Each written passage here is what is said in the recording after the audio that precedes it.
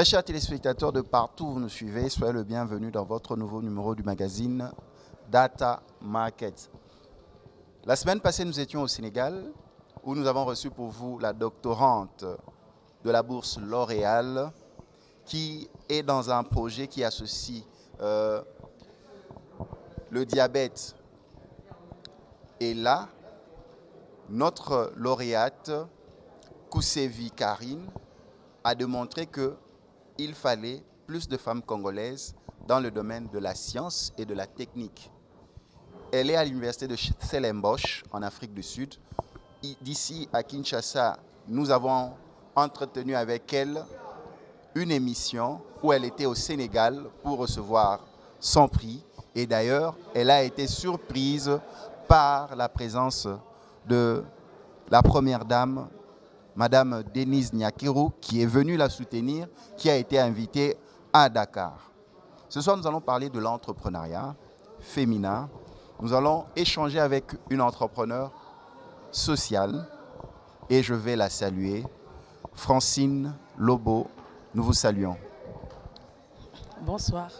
Francine Lobo, vous revenez des États-Unis d'Amérique, vous êtes de la diaspora. D'ailleurs, vous recevez aussi vos collègues en partant, des femmes qui vont parler de l'entrepreneuriat à l'hôtel Sultani. Je pense bien que ce sera pour ce samedi et dimanche. Et là, nous échangeons avec vous sur comment entreprendre. Partant de votre expérience, vous travaillez dans quel domaine? Partant de mon expérience, je travaille sur le domaine social. Oui, oui. Donc, mon entrepreneuriat est vraiment social. Donc, je m'occupe des femmes qui sont des piliers d'une société et je essaye de leur donner l'avantage de devenir entrepreneuses par des moyens dont peut-être qu'elles n'ont pas ou qu'elles sont démunies de les avoir. Ça peut être l'éducation, ça peut être le financement, ça peut être un conseil. Je crois que le tout fait un tout pour être entrepreneur. Tout à fait. Si vous me prenez de cours, nous recevons pour vous Francine Lobo. Elle va nous parler de l'entrepreneuriat, comment entreprendre quelque chose, comment les femmes doivent travailler pour être autonomes. Est-ce qu'il est important pour une femme d'être autonome? Je crois qu'au XXIe siècle, la question ne devait plus se poser. La conjoncture actuelle nous démontre que une femme entrepreneur, cela est vraiment... je vais un peu couper. Il faut couper ici. Je suis... OK. On reprend, hein? Il est important que la femme soit entrepreneur parce qu'au XXIe siècle, la conjoncture nous l'oblige de l'être. La femme fait partie de 52% de la population. Oui, oui. Donc, si aujourd'hui, la femme décide de ne pas être entrepreneur, donc c'est une baisse de 50% de l'économie d'un pays. Okay. Donc, il est vraiment important. Parce que déjà, c'est 52%. Voilà. Si les 52% n'entreprennent pas. Donc, mais c'est déjà... cette manière d'être autonome, par exemple, nous prenons le cas, votre cas pratique. Vous êtes femme, vous êtes mère, mais vous vivez dans une société où les choses vont à 1000 à l'heure. Vous devez prendre la route, vous devez aller au travail. Par exemple, pour vous, comment se présente une journée de travail? Vivant aux États-Unis, la journée commence très tôt. Donc, commence à 5 heures parce que je travaille le matin et l'après-midi. Ou des fois, je travaille que le matin ou des fois, je travaille que l'après-midi. Et des fois, même, je travaille l'après-midi et la nuit ou bien que la nuit. Donc, j'ai des, comme ils appellent ça, des shifts différents. Mais concernant mon cas, si je devais prendre l'exemple du matin et de l'après-midi, donc ma matinée commence vraiment très tôt. 5 heures, 4h30, c'est là où je commence. Je me lève, je prends soin d'abord de moi, mon spirituel, mon corporel. Je prends soin de moi et puis comme mes filles ont grandi et qui ne vivent pas avec moi, donc j'ai le temps de les appeler et savoir comment elles ont fait leurs devoirs, si elles n'ont pas des problèmes à l'université, si tout va bien. Et là, maintenant, je démarre. Au moment où elles étaient avec moi, donc je devais être sûre qu'elles travaillent, qu'elles vont à l'école. Il y en avait une que je devais conduire moi-même à l'école Ok. parce qu'il n'y avait pas de bus. Ok. Comme elle étudiait à une école où il n'y avait Donc pas vous de devez bus. conduire Je vous-même. devais conduire moi-même parce que il n'y a pas, dire qu'il n'y a pas de chauffeur, je mentirais. Mais la conjoncture ne permet pas que aux États-Unis que j'ai un chauffeur.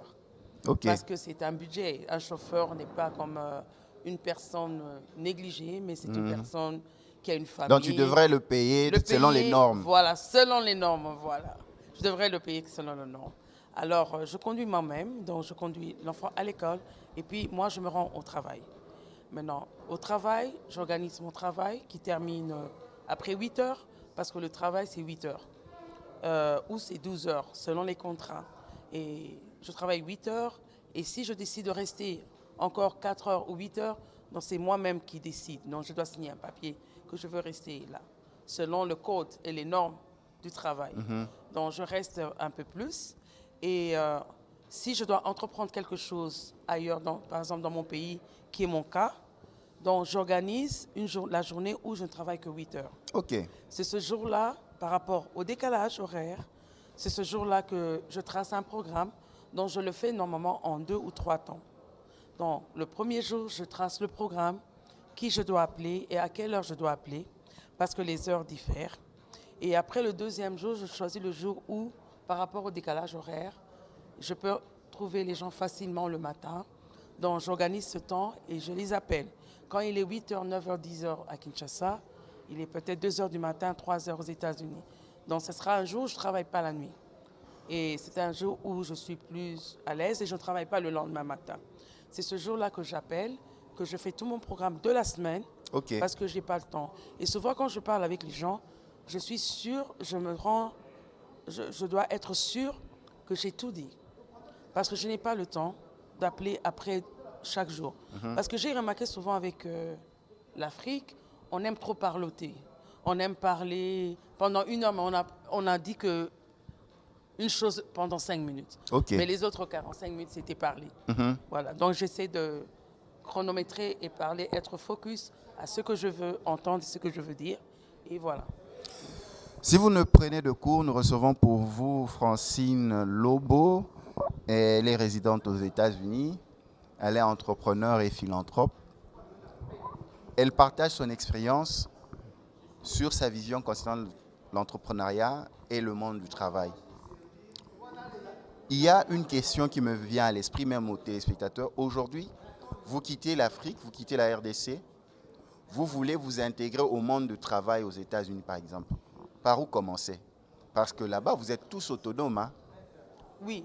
Arrivant aux États-Unis, d'abord, il y a le premier problème. C'est le problème de la langue. Ok. Nous prenons le cas d'une personne qui a tous les documents, c'est-à-dire qu'il est soit américain par naturalisation ou par mariage, c'est ça la naturalisation d'ailleurs, ou avec le DVD. Il a la green card, ça veut dire qu'il est résident. Nous n'allons pas prendre les cas des gens qui n'ont pas de documents. Ok. Comme ça, on est focus à ces cas-là. Des gens qui arrivent, il y a quelques années, quand ils arrivaient, une famille devait les recevoir. Selon le gouvernement en ce moment-là, une famille devait les recevoir parce que les États-Unis, en cas particulier, n'a aucun appartement à donner à quelqu'un qui vient s'installer là-bas. Là, on doit se mettre clair. Ce n'est pas le Canada, ce n'est pas l'Europe, ce n'est pas l'Angleterre. Les États-Unis, quand vous décidez d'aller là-bas, on vous trouve assez majeur et on vous trouve assez responsable d'y arriver et de commencer à chercher du travail. C'est-à-dire, maintenant, quand vous arrivez dans une famille, en arrivant là, vous devez commencer à faire les démarches pour les papiers parce que il y a ce qu'on appelle le social, la sécurité sociale, donc vous devez avoir un numéro. Et puis, là, vous avez, disons que c'est une personne aussi qui n'a pas amené des dollars, qui n'a pas d'argent. Ok. Donc, vous arrivez là. Dès que vous avez la sécurité sociale, On va maintenant vous trouver du travail par rapport à la langue que vous parlez. C'est-à-dire que c'est un travail qui ne demande pas l'anglais. Et souvent, c'est dramatique parce que ce sont des professeurs qui arrivent, ce sont des médecins qui arrivent, ce sont des ingénieurs qui arrivent et ils ont une image autre des États-Unis, croyant que dès qu'ils arrivent, on leur donne un bureau. Alors là, maintenant, il y a un problème de survie. La personne arrive peut-être avec un homme, avec sa femme, pardon, avec son conjoint, disons, et avec des enfants. Alors, quand ils arrivent, la première des choses, c'est comment survivre. Je ne peux pas être ingénieur, je ne peux pas être médecin, mais je dois trouver de l'argent. Alors, on vous montre une cuisine et vous devez laver les assiettes. Donc, pour laver les assiettes, des fois, on n'a pas besoin d'anglais. On vous met devant une machine et vous devez laver les assiettes. Donc, la personne, maintenant, en commençant à s'installer comme ça, doit comprendre qu'il doit organiser son temps à apprendre l'anglais. Parce que s'il n'apprend pas l'anglais, il va rester laver les assiettes pendant 20 ans. Ou bien on l'amène dans une usine où on fabrique des plastiques, ou bien où on fabrique autres éléments. Dans ces usines, souvent, on travaille en chaîne. On n'a pas besoin de connaître la langue, mais on a besoin d'avoir 2 mains, des gens pour travailler en chaîne, pour donner l'élément qu'il faut à l'autre chaîne. Alors, ce sont des travaux qui prennent, par exemple, 5 jours. 8 heures fois 5 sont 40 heures. Donc, vous savez que le week-end, et le week-end, il n'y a pas cours. Donc, il faut s'organiser pendant les 5 jours, aller au travail et aller à l'école. Donc, l'intégration par rapport au travail est un peu compliquée par rapport au diplôme que vous avez. Ça crée un décalage. Des fois, vous êtes même frustré.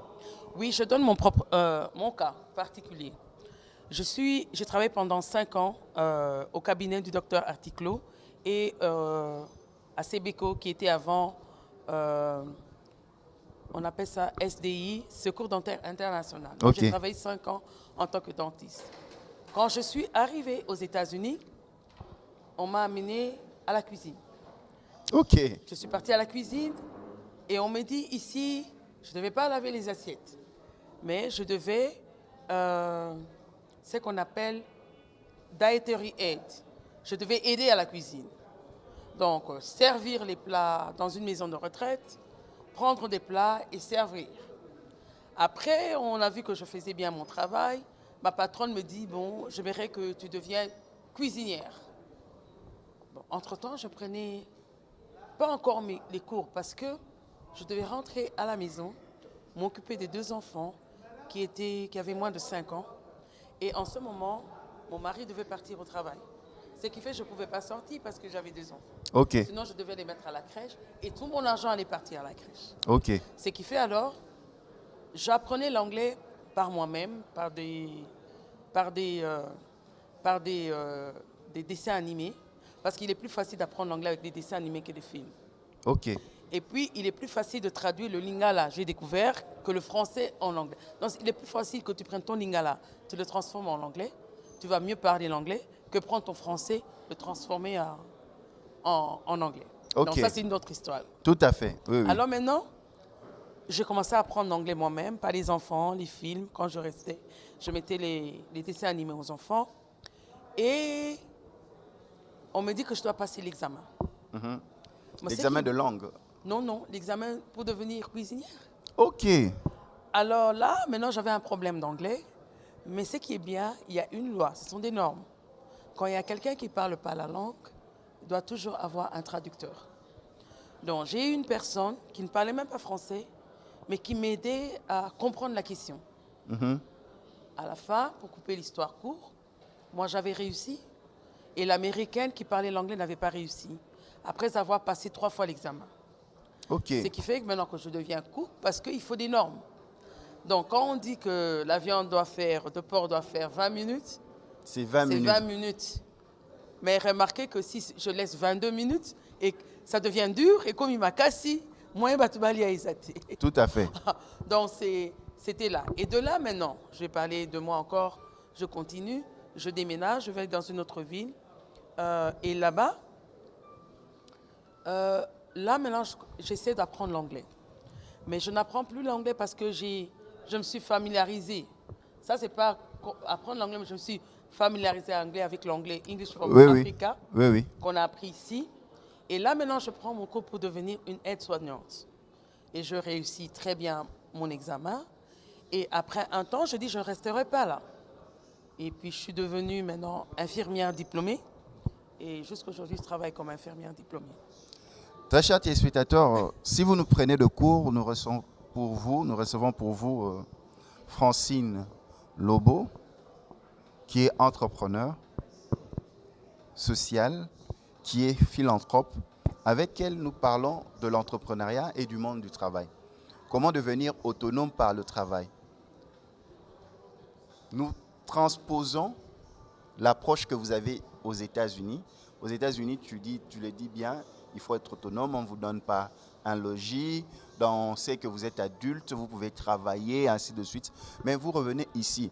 Maintenant, dans ce contexte ici, comment rendre quelqu'un autonome et responsable? Par exemple, on prend une femme pour vivre de son travail. Ici, il y a d'abord un problème de savoir d'abord quel est le minimum. Vous m'écoutez? Quel est le minimum que la femme congolaise, bon, laissons la femme congolaise, disons que le Congolais. Le Congolais en général. En général, oui, pour ne pas être trop... Ne pas mettre à côté les hommes. Hein. Les hommes, oui. Oui, ne pas le mettre à côté, les permettre aussi de dire qu'ils sont... Parce que c'est un conseil, c'est une approche que vous voulez donner. Oui. Voilà. Alors, quel est le minimum qu'un Congolais, qui est moi, qui est toi, qui est les caméramans, les gens qui nous entourent, quel est le minimum que nous avons besoin pour vivre au Congo? Nous devons commencer par là, avant d'entreprendre. Parce que l'entreprendre, nous ne devons pas entreprendre dans le désordre. Parce qu'entreprendre, c'est faire quelque chose pour s'autosuffire. Voilà. S'autosuffire, et s'il y a un plus, c'est bon. Donc ce minimum-là, je crois qu'aujourd'hui, avec la femme congolaise, c'est de manger quand même 3 fois par jour. Je ne veux pas dire 1 fois ou 2 fois, parce que je n'aimerais pas que l'économie de notre pays puisse être changée à cause de ce que je dis. Tout à fait. Donc 3 fois par jour. Donc le matin, son petit déjeuner, à midi et le soir, et cela devait être de même pour leurs enfants. Tout à fait. Donc quand je viens et je veux aider une femme congolaise, donc je dois mettre dans ma tête que ce minimum doit être atteint. C'est-à-dire que quand je vais chez elle, je lui donne toutes les capacités possibles afin qu'elle puisse arriver en 1 jour et 30 mois, en 1 mois, être capable de se nourrir, elle et ses enfants. Ok. Se nourrir. Pour toi, comment tu considères le travail? C'est quoi le travail pour toi? Un travail décent? Le travail, pour moi, c'est la pièce maîtrise pour les hommes d'un pays, de le développer, de mettre le pays en sécurité et de donner l'avenir à ceux qui sont derrière nous. Dans le travail, c'est en même temps, il prend 3 générations. Avec notre coutume congolaise. Le travail t'aide non seulement à te nourrir toi-même, mais aide à t'occuper de tes parents et à s'occuper de tes enfants. C'est pour ça que notre génération est un peu la génération sacrifiée. C'est la génération qui a les 3 parties reliées. Aujourd'hui, nos parents ne peuvent ne pas travailler, ils savent que nous sommes là. Tout à fait. Aujourd'hui, nos enfants ne peuvent ne pas travailler, ils savent que nous sommes là.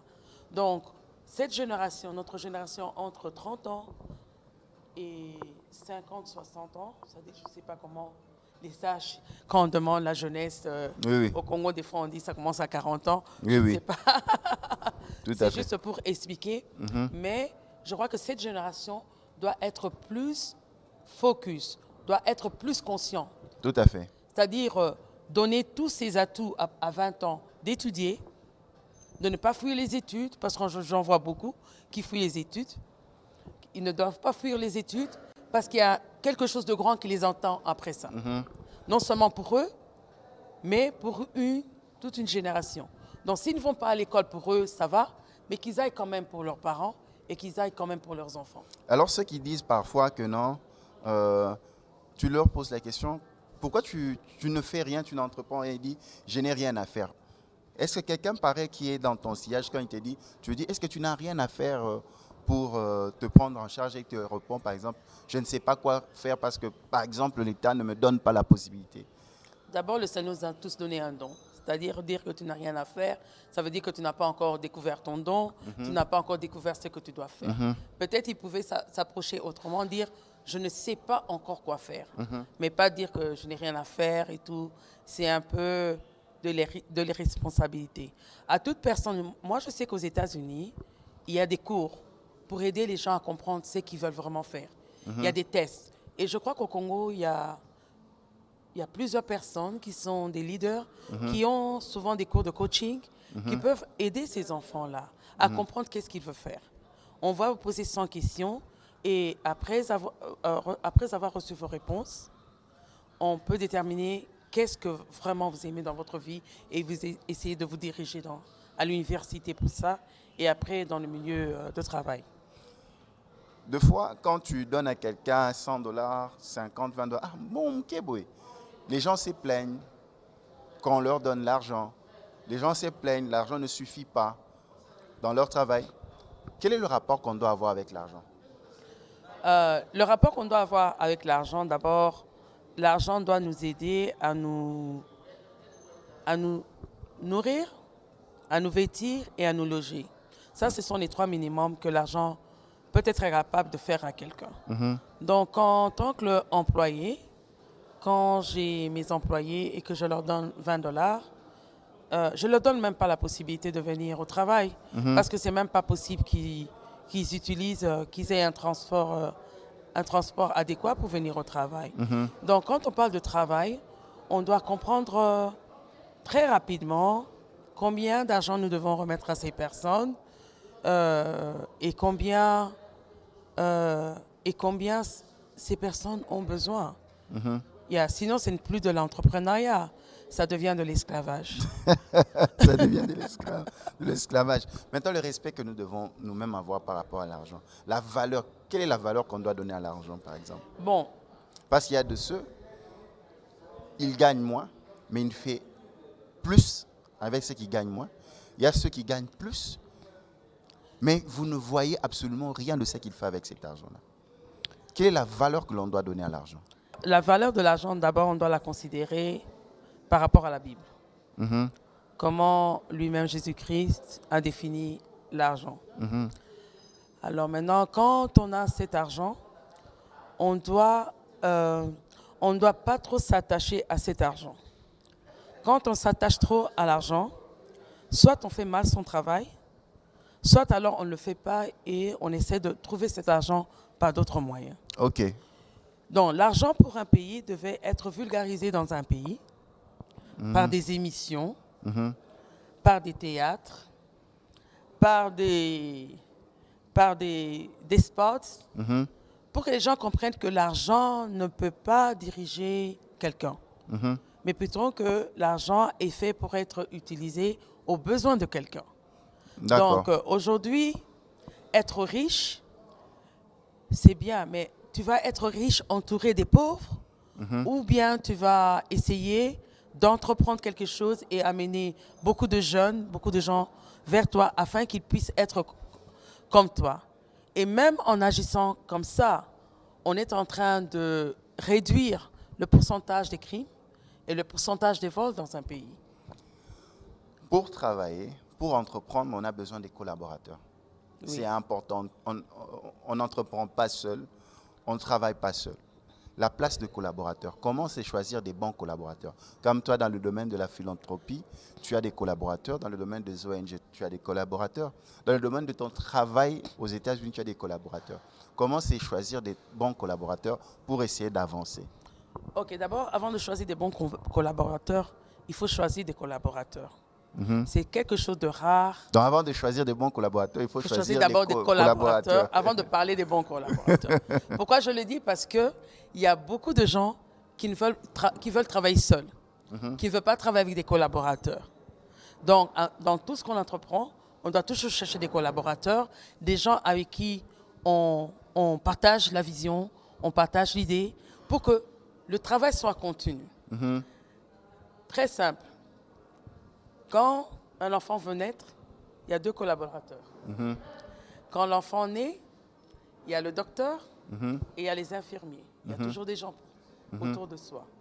Quand tu grandis, ce sont les professeurs et les élèves de classe qui sont toujours autour de toi. Et quand après tu travailles, il sera difficile pour toi de travailler seul. Parce qu'on est fait pour vivre chaque fois avec quelqu'un en symbiose dans la communauté. Alors, comment trouver les bons collaborateurs? Pour trouver les bons collaborateurs, d'abord, on doit être soi-même un bon employé. Alors, on doit définir les critères qu'on veut dans sa vie et dans sa société pour après transmettre ça et choisir les bons collaborateurs.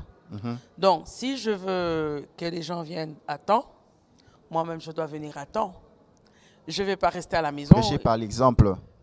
Comment? Prêchez par l'exemple. Vous êtes Prêchez par l'exemple. Vous-même voilà. exemplaire, oui. Exemplaire, yeah. On doit être exemplaire. Ça demande beaucoup d'énergie. Parce que des fois, c'est une nature qu'on n'a pas, qu'on doit adopter juste parce qu'il faut faire marcher la boîte. Et c'est vraiment... c'est pas facile. Est-ce que le collaborateur doit nécessairement ou forcément être loyal? Le collaborateur, dans notre... Au fait, si vous voulez parler du Congo. Partout. Partout. Bon. Par exemple, tu as quelqu'un sur qui compter. Par exemple, tu le présentes une tâche, il le fait comme tu l'avais souhaité. Il te comprend. Il ne te tire pas vers le bas. Par exemple, tu es dans une ONG, tu remarques que tu donnes les tâches aux uns et aux autres. Tu remarques que certains le font avec les moyens qu'ils ont, mais les autres traînent, ils ont toujours des prétextes pour vous expliquer pourquoi ça ne marche pas. Est-ce que là, il y a la loyauté? La loyauté peut être comme une deuxième chose après avoir choisi un bon collaborateur. Parce que la personne qui vous suit doit d'abord comprendre votre vision. Donc, à part le temps de travail, le patron doit toujours avoir un temps de teaching, un temps où il transmet la matière, verbalement, en parlant. Il transmet sa vision. Sa vision aux employés. Et des fois, c'est très rare avec les Africains parce qu'on a peur que quelqu'un d'autre vole vos idées et va créer la même chose. Ce qui fait que beaucoup de sociétés africaines meurent étouffées, non pas par manque de moyens, juste par manque de croire que quelqu'un peut être loyal pour lui. Donc, par exemple, je prends un autre cas, un collaborateur qui te satisfait. Oui. Est-ce que forcément, il faut démontrer cela ou bien l'encourager? Est-ce qu'il faut nécessairement l'encourager? Oui, l'encouragement fait partie du travail, par exemple, aux États-Unis. Je vais vous expliquer. Nous, en tant qu'employés, chaque année, comme à la fin de l'année, on doit être remercié. On nous fait une fête. On nous donne des cadeaux. On nous remercie. Et à chaque fois que nous avons l'anniversaire, parce qu'on fête l'anniversaire même de combien d'années vous êtes resté au travail. Alors, ce jour-là, on doit vous remettre un cadeau de la société et ça vous aide. On a des réunions chaque 2 semaines et pendant chaque 2 semaines, on nous dit qu'est-ce qui se passe dans la société. On nous encourage pour ce qui est bon et on nous fait des remarques pour ce qui est mal.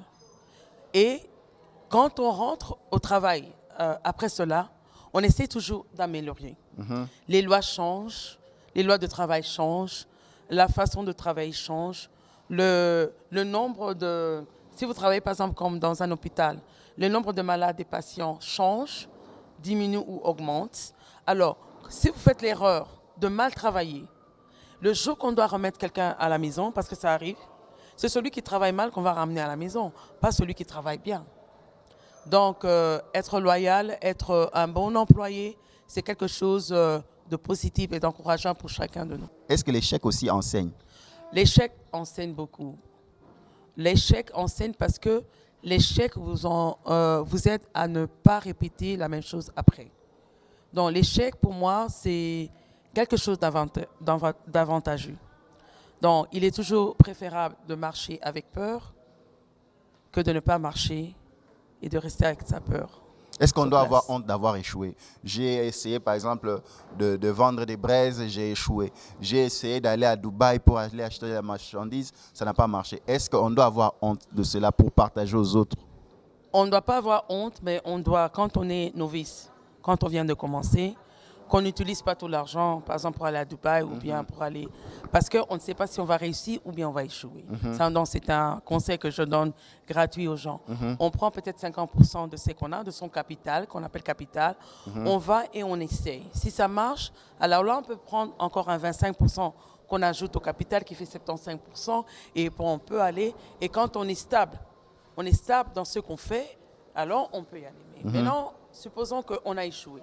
On a fait 50%, on est allé à Dubaï, on a échoué. Heureusement qu'on a pris 50% et qu'on a laissé les autres 50%. Et ça va ça demande toujours une semaine ou 2 semaines ou 1 mois de réflexion sur son échec, de faire même des études et aller voir pourquoi les gens ont échoué. Je te donne l'exemple, Oprah avait échoué. Et quand elle a échoué, c'est comme ça qu'elle est devenue la grande journaliste. Celui qui a fait Facebook, il a été chassé de l'université. Et son échec l'a permis de se concentrer et de faire Facebook et il est aujourd'hui millionnaire. Et on peut en citer comme ça plusieurs aux États-Unis. Il y a toute une liste. Donc l'échec des autres et du mien peut aider aussi les autres à avancer autrement et à changer de vision. Ce que j'aime dans ce que vous dites, lorsque vous vous lancez dans un projet, une affaire, il ne faut pas mettre tous les capitals, il faut mettre une partie 50% et vous ajoutez un autre 25% si ça marche et jusqu'à atteindre 100%. Donc cela voudrait dire que lorsqu'on va entreprendre ou créer son propre travail, il ne faut pas aller à 100%, il faut aller étape par étape. Oui, il faut aller étape par étape. Il faut vraiment aller étape par étape. Par exemple, je ne sais pas en quelle année vous avez commencé le journalisme, mais si vous comparez le journalisme que vous faites aujourd'hui, je crois que tout ce que vous faites aujourd'hui, c'est dû aux échecs que vous avez faits avant. C'est-à-dire que vous saviez pas peut-être où mettre les chaises, quelle lumière utiliser, quel cadre utiliser, quelle personne même à qui parler. Mais aujourd'hui, je crois que vous vous sentez plus à l'aise de ce que vous faisiez il y a 10, peut-être années. Et ce sont vos échecs qui vous ont formé et forgé. Donc, dans un projet, mais on nous dit, par exemple, non, Sophie, Angèle est allée à Dubaï, ça marche, ouvre une boutique comme Lily. Lily ouvre, Jean-Jacques voit que ce sont les garages qui payent, il investit. Est-ce que l'on peut copier l'autre dans ce qu'il fait pour pouvoir faire pour soi-même? Non, parce que Dieu a mis à chacun son don. Donc, par exemple, je vois ça marche pour Francine, je me dis aussi, je me lance comme Francine. Non, ça c'est l'erreur numéro 1 de l'homme africain. Quand on commence à vendre les punais, tout le monde vend les punais. Je vous donne un exemple. Quand on vendait les Bilocost, tout le monde s'est lancé au Bilocost. Et puis après, c'est la ville qui est remplie de Bilocost. Et puis après, les Chinois disent pourquoi les Bilocost? Nous, on a des nouvelles choses moins chères que ça. Le temps que vous comprenez que peut-être que les choses de tel pays n'ont pas vraiment marché, vous vous dites non, votre commerce de Bilocost est en rabais. Après, vous changez, vous dites non, il faut maintenant aller en Chine. Parce que ce sont les Chinois peut-être qui sont arrivés. Je donne juste l'exemple de la Chine, mais ça peut être un autre pays. Ça peut être la Mauritanie, les Seychelles, ça peut être les États-Unis. Alors vous décidez d'aller, de commencer à vendre ces choses-là. Mais quand vous arrivez, la personne qui vend à ses clients, peut-être que connue d'avant, peut-être sa façon de communiquer, qui n'est pas la vôtre. Alors, quand vous arrivez avec ces choses au pays, croyant que ce sont ces mêmes personnes qui viendront acheter chez vous, ça ne marche pas. Tout à fait. Ça ne marche pas. Donc, il ne faut pas copier l'autre. Non, il ne faut pas copier. Il faut... Maintenant, comment trouver son propre chemin? C'est vrai, vous dites dans, ainsi de suite. Il faut aller étudier, il faut aller faire des études du marché, il faut faire des comparaisons. Comment on doit s'y prendre? C'est tout simple. S'il y a quelque chose qui vous embête trop dans la tête, par exemple, je donne un exemple. Si chaque jour, je viens, je dis, Bano basana suki salité. Bano poni bakangi bango sukite.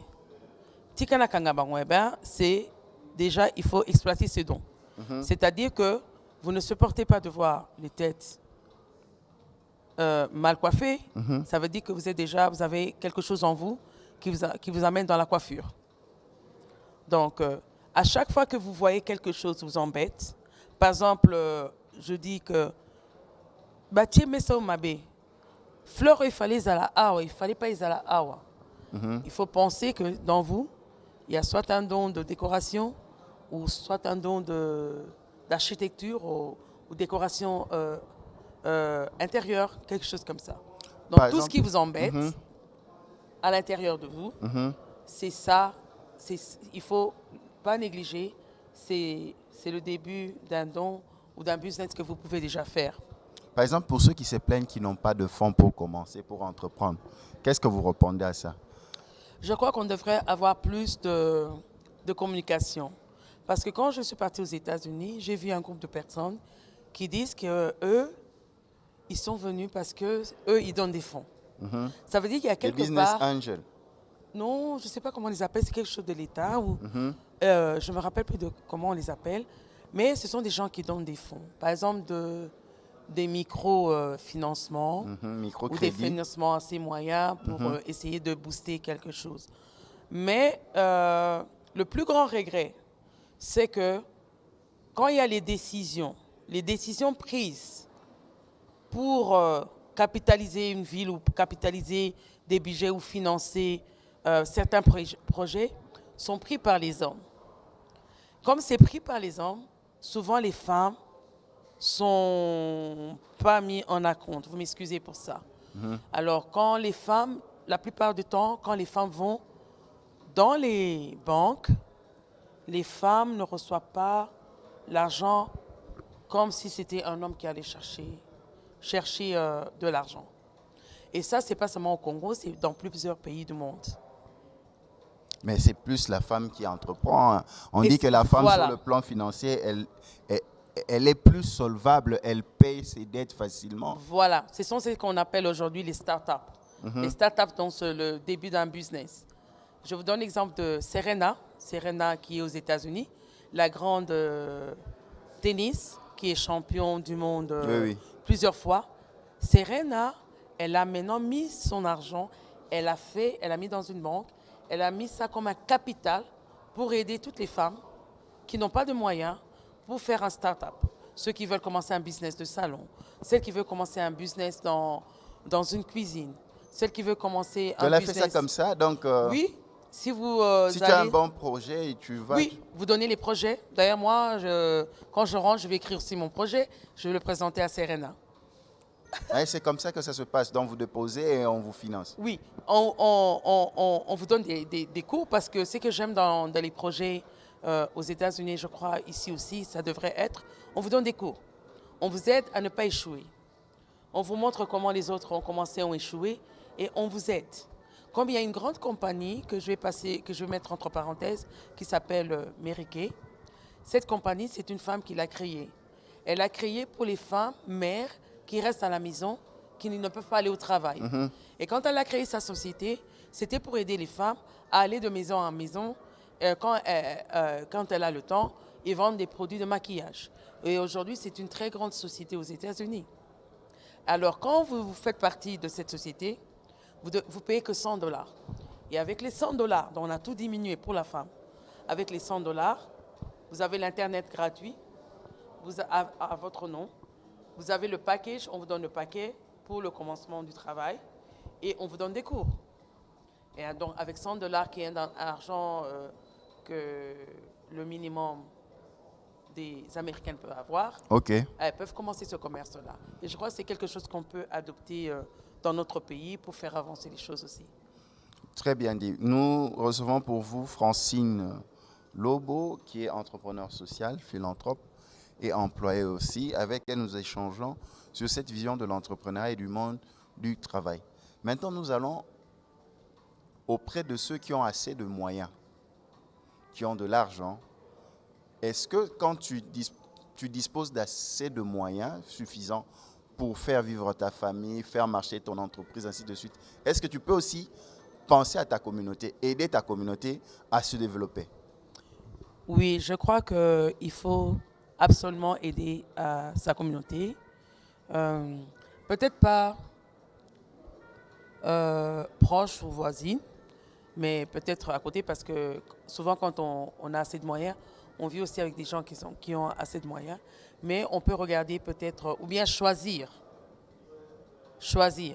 une communauté bien définie et commencer à travailler avec cette communauté.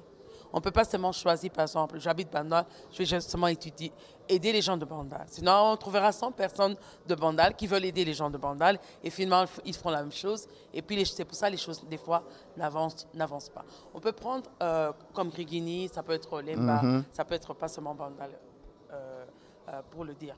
Mais on peut choisir une communauté. Donc, on a plusieurs communautés, d'ailleurs, quand je prends l'exemple du Congo, on a plusieurs communautés qui vivent en dessous de la moyenne. Par exemple, mon cas, quand j'ai commencé à travailler, je n'ai pas cherché ma communauté. Ma communauté pouvait être Rigini, là où j'étudie, je travaille, ou là où j'ai étudié au Mwamba, ou bien à Ituri, parce que je suis de l'Ituri. Mais j'ai dit non, je prends une communauté qui est dans une souffrance reconnue au Congo. Donc, c'est le Kivu. Donc, j'ai commencé avec le Kivu.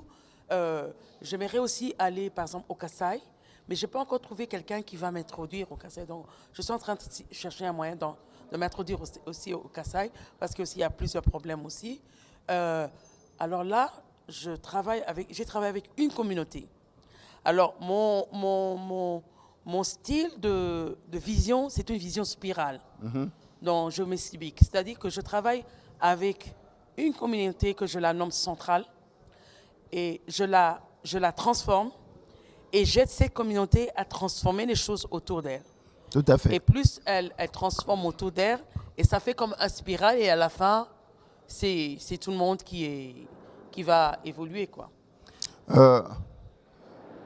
Francine, can you explain your show TV this evening for the thematics of entrepreneurial to work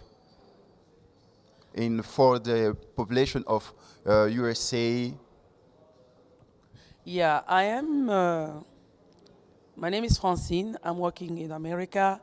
I am from Illinois. I lived at Champaign, Illinois, and I lived there for like more than 20 years. And living there, I learned many things about employee and about work in America. I really start from scratch. It means that I work in the kitchen as a kitchen aide. I was helping people, passing food, and I was helping people. Sometimes I was even washing the dishes when the people were not washing the dishes. When I arrived in America, I was a dentist in Congo, but I didn't see my profession as a luck for me to do anything in America, because anyway, I had to pay some bills, I had to help my kids, I had to help my family. And I went to the kitchen and I worked in the kitchen as an aide. And after 10 years, I was still working in the same building, but I was working as a nurse because I didn't take my burden, because sometimes you take your work as a burden, because you were a dentist, you were a doctor, and then when you arrived, and then you have to work in the kitchen, you think that the kind of, it's like a bridge, but I took it as an opportunity to learn more English. Now I can say it's a fork, it's a knife. And now when I'm going to the restaurant, I can eat easily and I can order my stuff easily. And then I work hard. And then after that, I work as a cook. And after that, I work as a nurse. I was as a nurse aide. And then after that, I work as a nurse. I didn't focus to things that take away my vision. When you go to America, you're still watching Théâtre de chez nous. You're still watching footballs, Vita Imana. You're still watching politics. You're still watching everything's happening in Congo. For 5 hours on your days, you're losing your future. In America, you're gonna still watching those things, and when you're watching those people becoming rich with football, they become rich with Théâtre de chez nous, and you are still working in the kitchen because you didn't use your time properly. We go to America, we can go to France, we can go somewhere else. We need to know how to use our time. There is a time to work in the kitchen, yes, but there is a time to run a kitchen, to be an entrepreneur and be a good American and a good citizen by doing stuff that make proud your country. Francine, c'est déjà la fin de nos échanges. Qu'est-ce que nous pouvons retenir de votre passage dans ce magazine? Nous savons que nous allons faire d'autres émissions, soit par correspondance, via les réseaux sociaux, Skype ou d'autres réseaux sociaux Internet, ou pourquoi pas nous voir aux États-Unis là-bas pour d'autres émissions. Yeah. Ce qu'on peut retenir, c'est que l'entrepreneur, c'est l'art de faire quelque chose. Il est bon d'entreprendre. Oui. Yeah. Il est bon d'entreprendre. Il est bon de travailler parce que cela vous donne une sécurité financière, une sécurité sociale et une sécurité communautaire. Donc, après avoir travaillé, il faut toujours choisir une communauté qui n'a pas encore commencé à travailler ou qui n'a pas le moyen d'entreprendre, d'essayer de développer ces communautés. Ça peut être 10 personnes, ça peut être ton église, ça peut être ton quartier de naissance, et de développer 10, 5, pourquoi pas 5 personnes, afin que quand toi, tu évolues, tu as des personnes autour de toi aussi qui évoluent, et c'est comme ça que le Congo va avancer. Nous avons reçu pour vous Francine Lobo. Elle nous vient des États-Unis d'Amérique, elle est de la diaspora, elle œuvre dans l'entrepreneuriat social, dans la philanthropie, elle est employée aussi aux États-Unis. Elle nous a partagé sa vision par rapport à l'entrepreneuriat. Merci de nous avoir suivis à Chicago, à Dallas, de nous avoir suivis à l'Illinois, de nous avoir suivis à Massachusetts, en France, en Belgique, en Inde. Merci de nous avoir suivis sur Kin24 Télévision et sur d'autres chaînes partenaires. Merci de nous suivre à volonté sur toutes nos plateformes de réseaux sociaux, Facebook, Instagram, les partages sur WhatsApp et sur notre chaîne YouTube Sanfrien Katende TV. Quant à moi, je vous dis, rattrapez-vous le mardi à 11h pour suivre la rediffusion sur Kin24 et sur d'autres chaînes partenaires. Merci Francine. Merci beaucoup, monsieur. Que Dieu vous bénisse. À la prochaine.